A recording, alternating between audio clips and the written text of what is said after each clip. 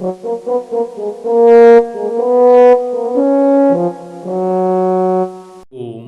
नमश्चंडिकाय।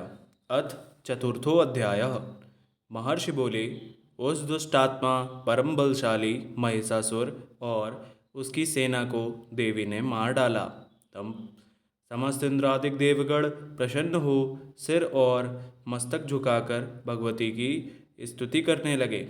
जिन भगवती की ही शक्ति से यह संपूर्ण विश्व उत्पन्न हुआ है और जिनकी समस्त देवता और महर्षिगण पूजा करते हैं, ऐसी जगदम्बिका को हम भक्तिपूर्वक प्रणाम करते हैं। वह हमारा कल्याण करें।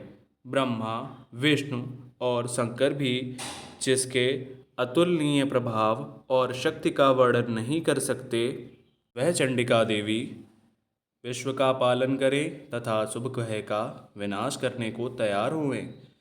जो पुण्यात्मा हैं उनके घर में आप लक्ष्मी का रूप हो, पापियों के यहाँ दरिद्र का रूप हो, शुद्ध हृदय वालों के यहाँ हृदय में बुद्धि का रूप हो, श्रेष्ठ मनुष्य के यहाँ आप श्रद्धा रूप हो और सत्कुल में उत्पन्न होने वाले के यहाँ आप लज्जा स्वरूप हो। हे देवी, हम सब आपको नमस्कार करते हैं।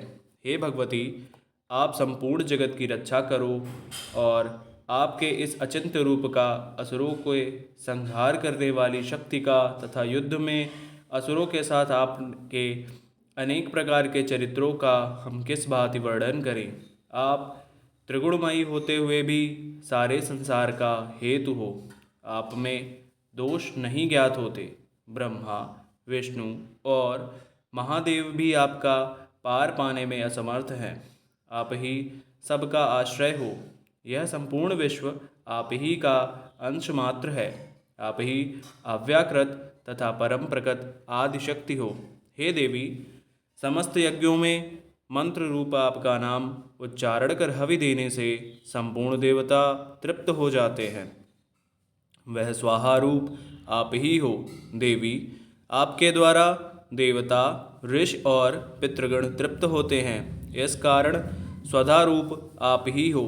हे भगवती, आप ही मुक्ति हेतु अचिंतीय ब्रह्म स्वरूपिणी महाव्रता हो।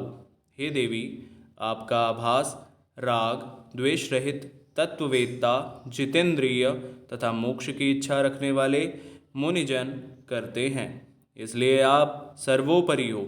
हे देवी, आप शब्दमय तीनों वेदों का सुंदर मूर्ति, ओंकार युक्त मनोहर पदों के पाठ युक्त ऋग यजु शाम की आश्रय स्वरूप वेद माता एवं ऐश्वर्य से युक्त प्राणी मात्र की आजीविका तथा संसार का दुख दूर करने वाली हो। हे भगवती, समस्त शास्त्रों का ज्ञान देने वाली मेधा शक्ति, इस कठिन भव सागर से पार लगाने वाली नौका रूपी दुर्गा देवी आप ही हो। हे देवी, कैटभ विनाशी भगवान विष्णु हे देवी, कैटभ विनाशी भगवान विष्णु के हृदय में वास करने वाली लक्ष्मी और महादेव जी से सम्मान प्राप्त गौरी स्वरूपा आप ही हो। हे भगवती, पूर्ण चंद्रमा के तुल्य निर्मल तथा स्वर्ण के सदृश कांतिमान मंद मंद मुस्कुराते हुए मुख को देखकर भी क्रोध से युक्त हो महिषासुर ने आपके ऊपर प्रहार किया था, सो बड़े आश्चर्य की बात है। हे देवी, उदय होते हुए चंद्रमा के तुल्य आपकी छवि जो क्रोध के कारण विकराल हो उठी थी, उसे देखकर भी महिषासुर ने प्राण नहीं छोड़े, यह भी विचित्र बात है, क्योंकि क्रोध युक्त यमराज को देखकर कौन जीवित रह सकता है। हे देवी, आप प्रसन्न हो जाइए। आप संसार के कल्याण के लिए ही उत्पन्न हुई हो। आपके क्रोध करने से सबका नाश होता है, यह बात अभी अनुभव में आई है। आप बहुत बड़ी सेना सहित महिषासुर का विनाश किया है। हे देवी, जिन पर आप प्रसन्न रहती हैं, संसार में उनके लिए सम्मान ही सम्मान है तथा यश सुलभ है। वे ही धर्मवीर हैं, धन्य हैं तथा स्त्री पुत्र दास आदि से संपन्न रहते हैं। हे देवी, आपकी कृपा से पुण्यशील पुरुष सदैव धर्म कार्य किया करते हैं और मृत्यु के बाद उन्हें स्वर्ग प्राप्त होता है। इस कारण हे देवी, आप त्रैलोक्य में अभिष्ट मनवांछित फल की दाता हो। हे दुर्गे देवी, दुखी मनुष्य के स्मरण करने पर आप उनका संपूर्ण भय दुख दूर कर देती हो। स्वस्थ पुरुषों के स्मरण करने पर आप उनको उत्तम बुद्धि देती हो। दरिद्रता के दुख और भय को नष्ट करने वाला तुम्हारे अलावा और कौन है, जिसका चित्त दूसरों के उपकार करने के लिए दया से परिपूर्ण है। हे देवी, इन असुरों को मारने में संसार में सुख हो, ऐसा आपका विचार है। और ये असुर नरक में रहकर निमित्त ही भले पाप करते रहे हों, परंतु युद्ध में मरकर ये स्वर्गलोक को प्राप्त होंगे, इसलिए आप इनका वध करती हो। हे देवी, संपूर्ण दैत्य आपको देखने मात्र से ही भस्म हो जाते, किंतु आपने शस्त्र से इनका संहार इसी कारण किया कि पवित्र शस्त्र के प्रहार से असुरों को स्वर्ग मिलेगा। इस प्रकार शत्रुओं के लिए भी आपके कितने श्रेष्ठ विचार हैं। आपकी तलवार की उग्र प्रभा से और त्रिशूल की नोक की चमक से उन राक्षसों की आंखें फूट नहीं गईं, इसलिए कि किरण सहित चंद्रमा के सदृश आपका शीतल मुख उन्होंने देख लिया था। हे देवी, आपका शील दुराचारियों के दुराचार को दूर करने वाला है और उसकी कहीं समता नहीं है। आपका स्वरूप अविचंत है और आपका वीर पराक्रम देवताओं के बल और पराक्रम के हरण करने वाले असुरों का नाश करने वाला है। इसी तरह शत्रुओं पर आपकी हुई कृपा प्रत्यक्ष है। हे देवी, आपके पराक्रम की किसके साथ तुलना हो सकती है। शत्रुओं को भयभीत करने वाला एवं आपके समान सुंदर स्वरूप और कहाँ है। हृदय में दया परंतु युद्ध में कठोरता, यह बातें त्रैलोक्य में आप ही में दिखाई देती हैं। आपने युद्ध में शत्रुओं को मारकर तीनों लोकों की रक्षा करके उन असुरों को स्वर्ग पहुंचा दिया और उन्मत्त असुरों से हमें निर्भय कर दिया। हम आपको नमस्कार करते हैं। हे देवी, त्रिशूल से हमारी रक्षा करो।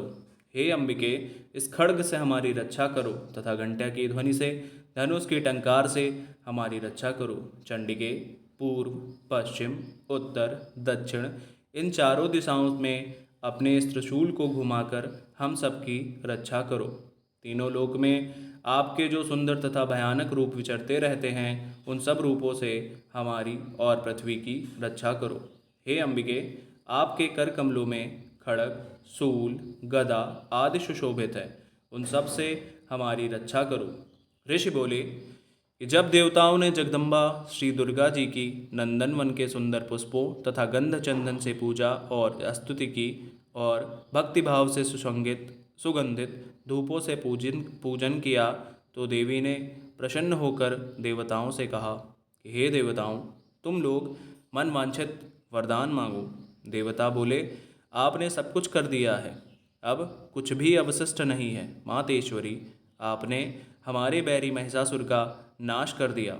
इस पर भी यदि आप हमें वरदान देना चाहती हैं तो हे भगवती, आप जब भी आपत्ति के समय हम आपका स्मरण करें, तब तब आप दर्शन देकर हमारे दुखों को दूर करना। और हे सुमुखी, जो कोई भी आपका स्मरण करे उनको धन, ऐश्वर्य, स्त्री, संतान आदि से परिपूर्ण करना और हम सब पर सदैव प्रसन्न रहना। ऋषि बोले, हे राजन, देवताओं ने समस्त जगत तथा स्वकल्याण के लिए जब इस तरह से माता भगवती को प्रसन्न कर लिया, तो भद्रकाली देवी ऐसा ही होगा कहकर अंतर्धान हो गई। हे राजन, समस्त जगत का कल्याण करने वाली देवी भगवती जिस प्रकार से समस्त देवताओं के शरीरों से उत्पन्न हुई थी, वह सब मैंने आपसे कह दिया। फिर पार्वती जी के शरीर से जगत की रक्षा और देवताओं का कल्याण करने वाली देवी कैसे प्रकट हुई, वह सब कथा मैं तुमसे कहता हूँ, जो इस प्रकार से है। तुम ध्यानपूर्वक सुनो। इति श्री मार्कंडेय पुराणे देवी महात्म शक्रादिति स्तुति नामक चौथा अध्याय समाप्तः। ओम नमश्चंडिकाय।